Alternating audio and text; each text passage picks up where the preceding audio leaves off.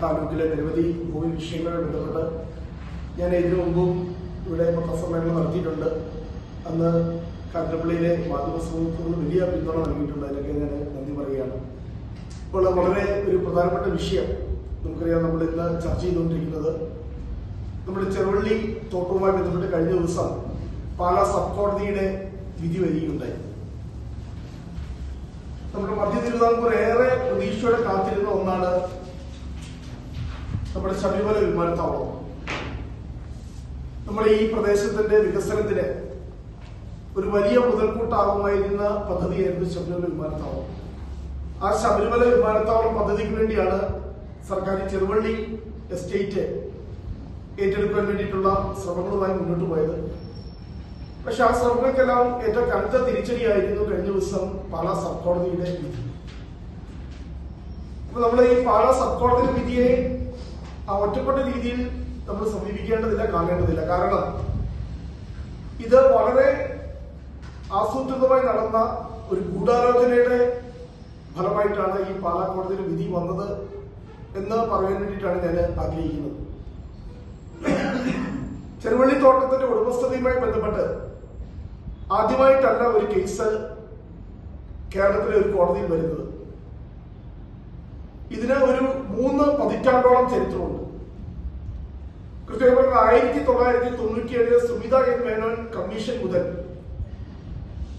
കേരളത്തിലെ UDF-ന്റെ LDF-ന്റെ സർക്കാരുകൾ നിയോഗിച്ച ഏകദേശം 8ഓളം കമ്മീഷനുകൾ, മുതിർന്ന ഗവൺമെന്റ് ഉദ്യോഗസ്ഥന്മാർ, അവര് ഇത് സർക്കാരിന്റെ ഭൂമിയാണ്, ഈ ഭൂമിയിൽ ഹാരിസൺ മലയാളത്തിന് ഒരു അവകാശവുമില്ല, ഇതിന്റെ പൂർണ്ണമായ അവകാശി കേരള സർക്കാരാണ് എന്ന് കണ്ടെത്തിയിട്ടുണ്ട്.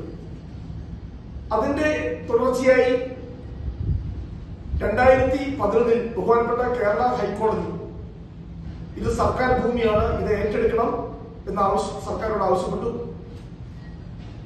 ഡിവിഷൻ ബെഞ്ച് അത് ശരിവെച്ചു. തുടർന്നാണ് ബഹുമാനപ്പെട്ട ഉമ്മൻചാണ്ടി സർക്കാരിന്റെ കാലത്ത് ഡോക്ടർ MG രാജമാണിക്യത്തെ സ്പെഷ്യൽ ഓഫീസറായി അപ്പോയിന്റ് ചെയ്തു. ഡോക്ടർ MG രാജമാണിക്യം സ്പെഷ്യൽ ഓഫീസറായി ഇതുമായി ബന്ധപ്പെട്ട മുഴുവൻ കാര്യങ്ങൾ പഠിച്ചു. അന്ന് ഡോക്ടർ MG രാജമാണിക്യത്തോടൊപ്പം സുശീല ഭട്ട് എന്ന് പറയുന്ന റവന്യൂ വകുപ്പിന്റെ പ്രത്യേക സ്പെഷ്യൽ പ്ലീഡറും ഹൈക്കോടതിയിൽ ഈ കേസിന് വേണ്ടിയിട്ട് വരികയുണ്ടായി. അന്നൊക്കെ വളരെ വിജയകരമായി ഈ കേസ് മുന്നോട്ട് പോയി. ഹൈക്കോടതി സിംഗിൾ ബെഞ്ചിന്റെയും ഹൈക്കോടതി ഡിവിഷൻ ബെഞ്ചിന്റെയും അനുവാദത്തോടെ തന്നെയാണ് ഡോക്ടർ MG രാജമാണിക്യം 2025 ചെറുവള്ളിത്തോട്ടം ഉൾപ്പെടെ ഉള്ളവ ഏറ്റെടുത്തുകൊണ്ട് ഉത്തരവിടുകയുണ്ടായി. കാരണം ഇത് സർക്കാർ ഭൂമിയാണ് എന്ന് അസന്നിഗ്ധമായി കണ്ടെത്തിയതുകൊണ്ടാണ്.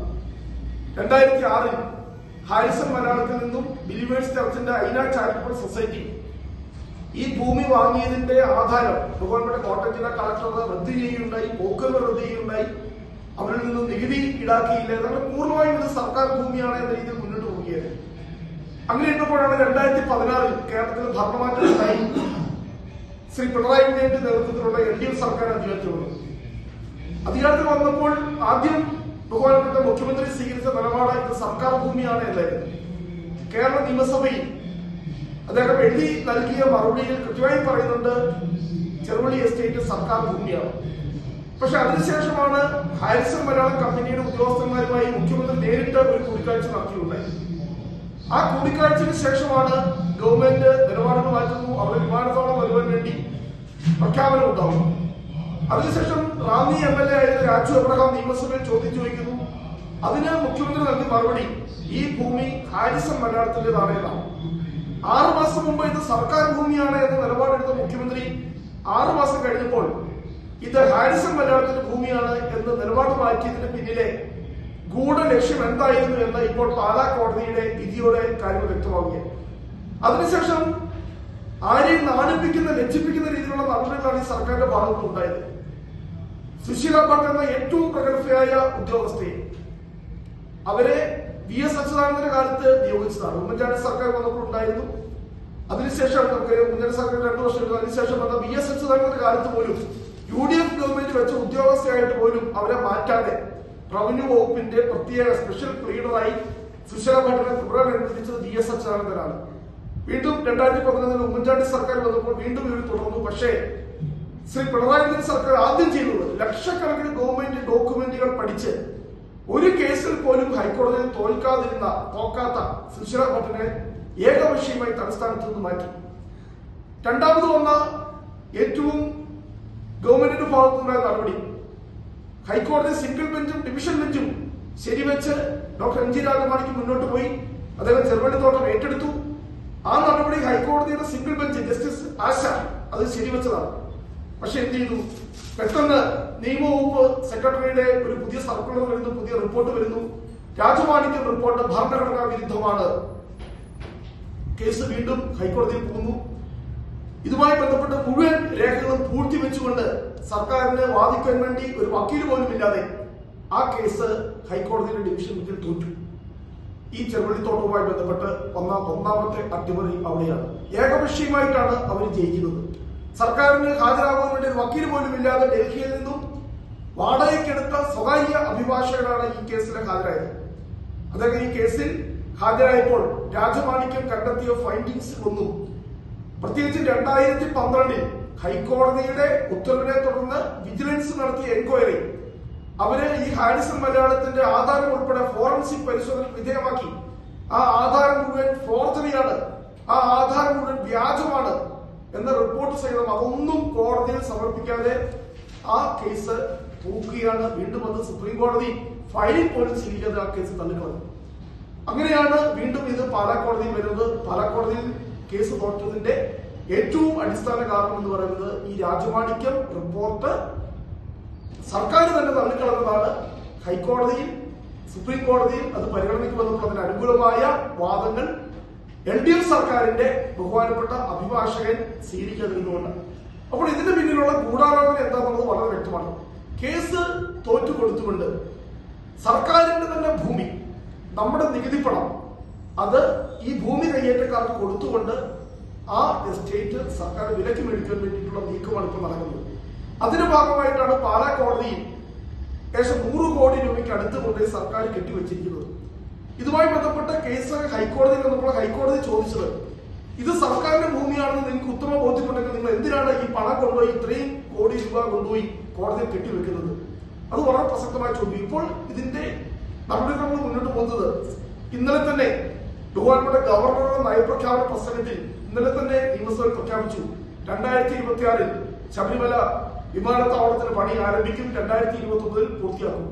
അപ്പോൾ ഇനി തെരഞ്ഞെടുപ്പിന് 2-3 മാസം മാത്രമേ ഉള്ളൂ. ഇപ്പോൾ വരാൻ പോകുന്നത് എന്ന് വെച്ച് കഴിഞ്ഞാൽ ഈ പണം, ഇത്രയും പണം സർക്കാരിന്റെ ഭൂമി ഇവിടെ മനസ്സിലാക്കുക. ഈ നാട്ടില് ലൈഫ് ഭവന പദ്ധതി ഉൾപ്പെടെ പാവപ്പെട്ടവർക്ക് കൊടുക്കാൻ എഴുതുകൊണ്ട് ഭൂമി സർക്കാരിനില്ല. നമ്മുടെ നാട്ടിലെ ദളിതരും പിന്നോക്കക്കാരും ആദിവാസികളും ഒക്കെ എഴുതുകൊണ്ട് ഭൂമിക്ക് വേണ്ടി വലിയ പ്രക്ഷോഭം നടക്കുമ്പോഴാണ് 2300ഓളം ഏക്കർ വരുന്ന. കഴിഞ്ഞ ദിവസം തന്നെ ഹൈക്കോടതി ചോദിക്കുന്നുണ്ട്, എന്തിനാണ് വിമാനത്താവളത്തിൽ 2300 ഏക്കർ ഭൂമി? 1000 ഏക്കർ ഭൂമിയിൽ താഴെ മതിയല്ലോ, പിന്നെ എന്തിനാണ് 2300 ഏക്കർ ഭൂമി? അവിടെയാണ് ഇതുമായി ബന്ധപ്പെട്ടുള്ള നിക്ഷിപ്ത താല്പര്യങ്ങളുണ്ട്, ഇതുമായി ബന്ധപ്പെട്ട് വലിയ ഗൂഢാലോചനയുണ്ട്. ഇപ്പോൾ സർക്കാരിന്റെ ഭൂമി സർക്കാർ തന്നെ വിലയ്ക്ക് വാങ്ങുന്ന സാഹചര്യം കേരളത്തിൽ ഇവിടെ രൂപപ്പെട്ടിരിക്കുകയാണ്. അപ്പോൾ ഈ കാര്യങ്ങൾ പുറത്തു കൊണ്ടുവരാൻ വേണ്ടി ഞാൻ ഈ വിശദാംശമെല്ലാം എന്റെ പുസ്തകത്തിൽ ഞാൻ രേഖപ്പെടുത്തിയിട്ടുണ്ട്. ബഹുമാനപ്പെട്ട കേരള ഹൈക്കോടതി തെളിവായി തന്നെ റഫറൻസ് ആയി തന്നെ സ്വീകരിച്ചിട്ടുണ്ട്. ഈ ചെറുപള്ളി എസ്റ്റേറ്റുമായി ബന്ധപ്പെട്ട മുഴുവൻ കാര്യങ്ങളും എന്റെ ഈ പുസ്തകത്തിലുണ്ട്. ഇത് ഹൈക്കോടതി അംഗീകരിച്ചിരിക്കുന്നതാണ്, ഹൈക്കോടതി തെളിവായിട്ട്. പക്ഷേ പ്രശ്നം എന്താണെന്ന് വെച്ച് കഴിഞ്ഞാൽ വളരെ ശക്തമായ തെളിവുകൾ ഇവിടെ ഉണ്ടായിട്ടും ഇത് സർക്കാർ ഭൂമിയാണെന്ന് സർക്കാരിന്റെ 7 അന്വേഷണ കമ്മീഷൻ റിപ്പോർട്ട് ഉണ്ടായിട്ടും ഡോക്ടർ MG രാജമാണിക്യം IAS പോലെ ഏറ്റവും പ്രഗത്ഭനായ ഉദ്യോഗസ്ഥൻ ഇതുമായി ബന്ധപ്പെട്ട് സമഗ്രമായ റിപ്പോർട്ട് തയ്യാറാക്കി ഈ തോട്ടം ഏറ്റെടുത്തിട്ട് പോലും സർക്കാർ പിന്നീട് ഈ കേസ് അട്ടിമറിക്കാൻ വേണ്ടി സർക്കാർ കൂട്ടുനിന്നു എന്ന വളരെ ഗുരുതരമായിട്ടുള്ള ഒരു ആരോപണമാണ് ഞാനിവിടെ ഉയർത്താൻ വേണ്ടിയിട്ട് ഞാൻ ആഗ്രഹിക്കുന്നത്. അപ്പോൾ എനിക്ക് വിനീതമായി അഭ്യർത്ഥിക്കാനുള്ളത്, ജനങ്ങൾ ഇതിനെക്കുറിച്ച് ബോധവാന്മാരാവണം. നമ്മുടെ നികുതി പണം ഉപയോഗിച്ച്, നമ്മുടെ പണം ഉപയോഗിച്ച് സർക്കാർ തന്നെ സർക്കാരിന്റെ ഭൂമി വിലക്ക് മേടിക്കുന്ന സാഹചര്യം നമുക്ക് വേണമോ വേണ്ടോ എന്ന ഒരു ചോദ്യമാണ് എനിക്ക് ഉയർത്തുന്നത്. ഈയിടയ്ക്ക് കോടതി തന്നെ പൈസ കെട്ടിവെക്കണമെന്ന അടിസ്ഥാനത്തിൽ പൈസ കെട്ടിവെച്ചത് അല്ല, സർക്കാർ തന്നെ ആ പാലാ കോടതിയില് കേസ് കൊടുത്തു. സർക്കാർ തന്നെയാണ് പാലാ കോടതിയിൽ കേസ് കൊടുത്തത്, ഇവരല്ല. ഈ ഭൂമി ഏറ്റെടുക്കാൻ വേണ്ടി സർക്കാർ, അതാണ് ചോദ്യം. സർക്കാർ എന്തിനു കോടതിയിൽ പോകുന്നു? സർക്കാരിന്റെ ഭൂമിയാണെന്ന് സർക്കാരിന് ബോധ്യമുണ്ടെങ്കിൽ എന്തിനാണ് സർക്കാർ കോടതിയിൽ പോയത്? പാലാ കോടതിയിൽ കേസ് കൊടുത്തത് സർക്കാരാണ്. അപ്പോൾ സർക്കാരാണ് ആദ്യം ഓർഡർ കൊണ്ട്, അല്ലാതെ കോടതി ആവശ്യപ്പെട്ടിട്ടല്ല. സർക്കാരാണ് ഈ പണം ഇവിടെ ഇരിക്കട്ടെ, ഇതിന്റെ തീരുമാനം വരട്ടെ, ഈ ഭൂമിയുടെ ഉടമ ആരാണെന്ന് കോടതി തീരുമാനിക്കട്ടെ.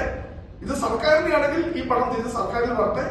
ഇനി ഈ ഭൂമിയുടെ അവകാശി ഈ ചെറുവള്ളി അല്ലെങ്കിൽ ഈ പറയുന്ന ഐന ചാരിറ്റബിൾ ട്രസ്റ്റ് ആണെങ്കിൽ അത് അവർക്ക് കൊടുക്കട്ടെ. അപ്പോൾ ഇത് വളരെ വ്യക്തമാണ്. മുൻകൂർ തയ്യാറാക്കിയ ഒരു പ്ലാനും പദ്ധതി. ഞാനിവിടെ ചോദിക്കുന്ന ഒറ്റ ചോദ്യമുള്ളൂ.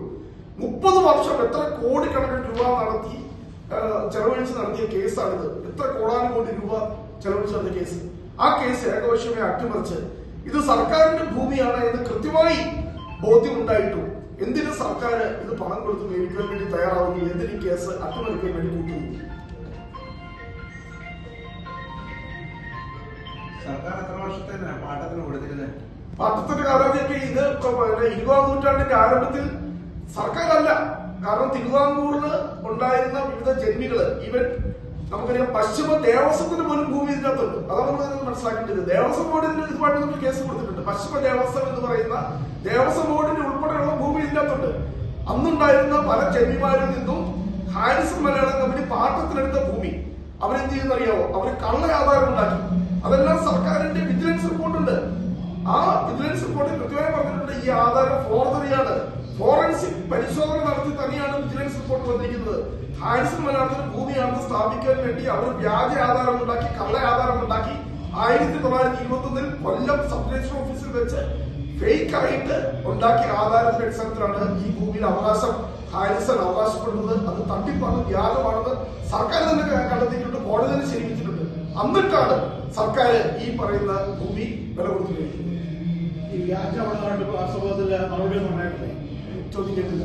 വ്യാജമാണെന്ന് സർക്കാർ കോടതി അംഗീകരിച്ചിട്ടും വാസ്തവത്തിൽ നടപടിയൊന്നും ഉണ്ടായിട്ടില്ല. കാരണം പിന്നീട് കേസ് ഡിവിഷൻ ബെഞ്ചിലേക്ക് വരുമ്പോൾ ഈ രാജമാണിക്യ റിപ്പോർട്ട് തന്നെ ഭരണഘടനാ വിരുദ്ധമാണെന്ന സ്റ്റാൻഡാണ് സർക്കാർ എടുക്കുന്നത്.